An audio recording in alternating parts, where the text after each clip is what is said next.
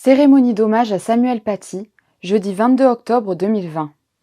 Mesdames, Messieurs, permettez-moi tout d'abord de saluer Madame Michèle Tabarot, députée des Alpes-Maritimes, Monsieur Philippe Tabarot, sénateur et vice-président de la région Sud, nos conseillers régionaux et départementaux, les membres du conseil municipal du Cannet, les nombreux membres de la communauté éducative si durement affectés, ainsi que vous tous ici rassemblés.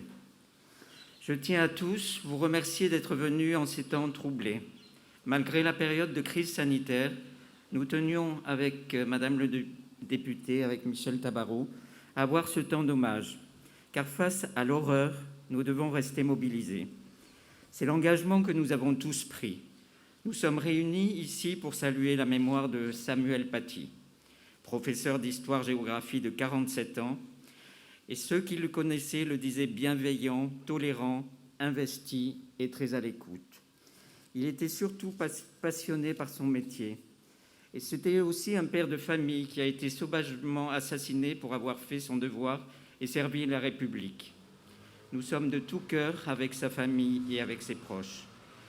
Nous pensons aussi à ses collègues et à ceux de ses élèves qui sont choqués par ce drame et pour lesquels le traumatisme est immense.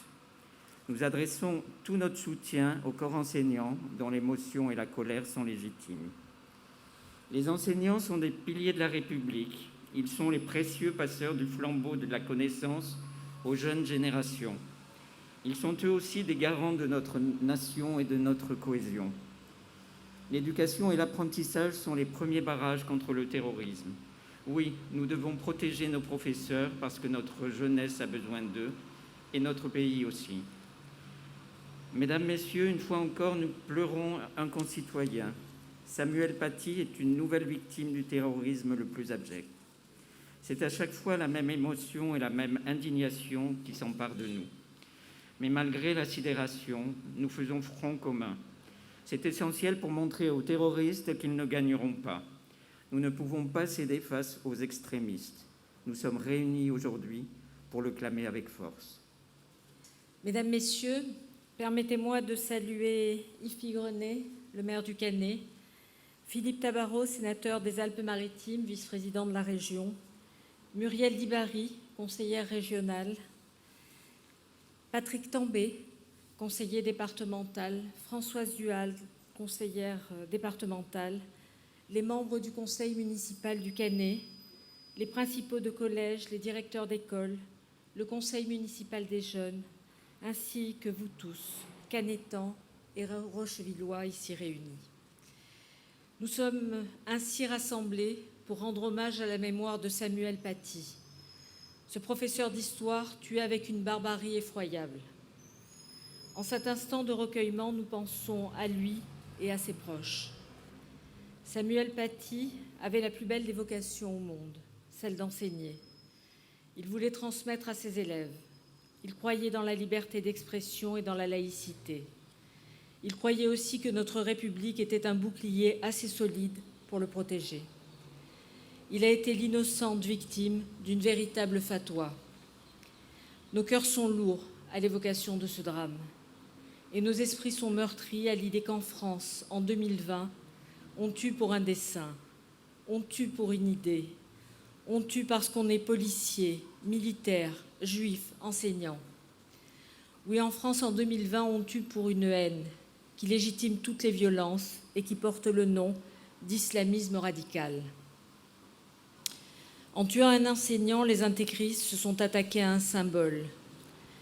L'éducation est un pilier de notre République, le lieu de la connaissance, de la culture et du vivre ensemble, l'endroit où se construisent les citoyens et leur libre arbitre.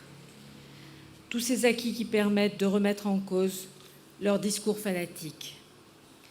En réalité, les terroristes s'en sont pris à la lumière du savoir, car elle est le pire ennemi de leur obscurantisme. Notre indignation est d'autant plus forte que la France a ouvert ses bras à l'horrible assassin de Samuel Paty. Notre pays a voulu protéger ce Tchétchène et sa famille. Il était réfugié depuis 12 ans et nous lui avons offert l'asile. Mais a-t-il seulement voulu s'intégrer? A-t-il cherché à apprendre nos valeurs, Son acte ignoble prouve le contraire. Il n'a jamais appartenu à notre communauté de destin. Comme toujours, certains lui trouvent déjà des excuses.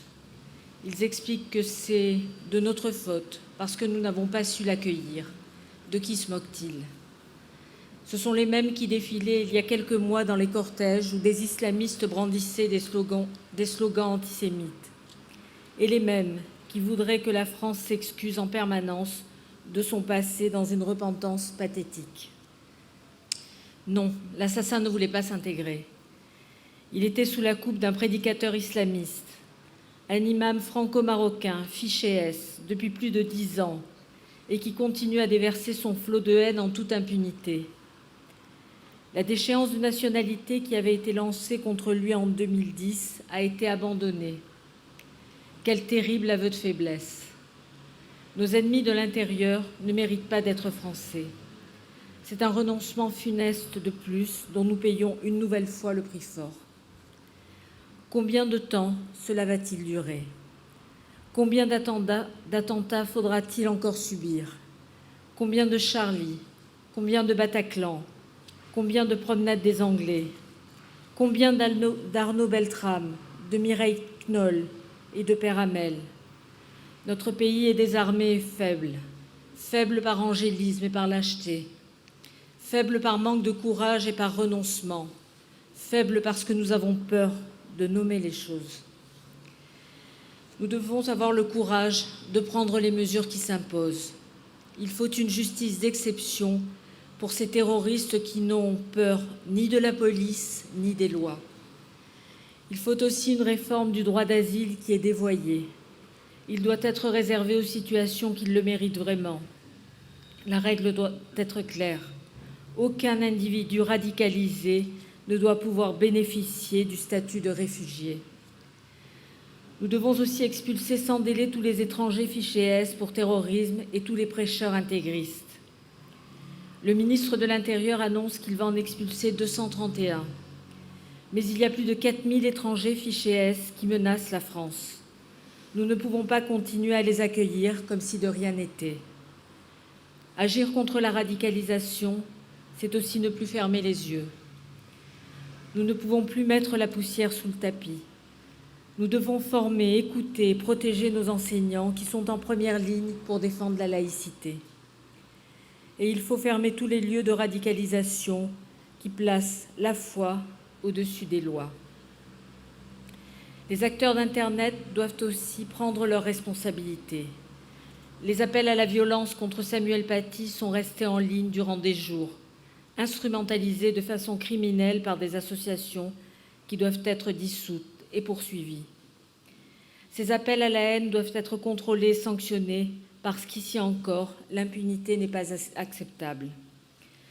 Voilà, mesdames et messieurs, le contexte est difficile, mais votre présence aujourd'hui, comme à chaque fois que nous nous retrouvons pour dire notre refus de la violence ou de l'antisémitisme, porte de grands espoirs.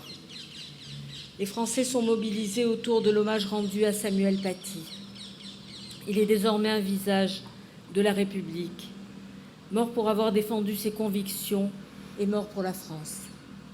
Puisse son souvenir nous amener à une prise de conscience collective. Quand l'éducation et la laïcité sont menacées, nous avons un devoir d'unité. Cette unité, c'est notre plus grande force. Les extrémistes veulent l'atteindre pour nous déstabiliser. Mais le ciment de notre nation est plus fort que la terreur. Nous sommes Français. Nous sommes Français, nous croyons dans la liberté d'expression. Nous sommes Français, nous avons la passion de l'art, de la culture et du savoir. Nous sommes Français, on nous dit individualistes, mais nous avons en réalité une invincible capacité de résilience. Dans la difficulté, nous faisons face et nous nous relevons toujours plus forts et tous ensemble. Alors, tant que cet esprit français soufflera en nous, nous pourrons remporter les plus grands combats et relever tous les défis. Nous le ferons au nom de nos racines, nous le ferons au nom de nos valeurs et nous le ferons au nom de la France. Merci à tous. Au nom de tous les Canétans et Rochevillois, Madame le député, Monsieur le sénateur, Monsieur le maire et Madame la conseillère régionale vont s'incliner devant le drapeau national, accompagnés de Madame la principale du collège Émile Roux et de Monsieur le principal du collège Pierre Bonnard, observant une minute de silence.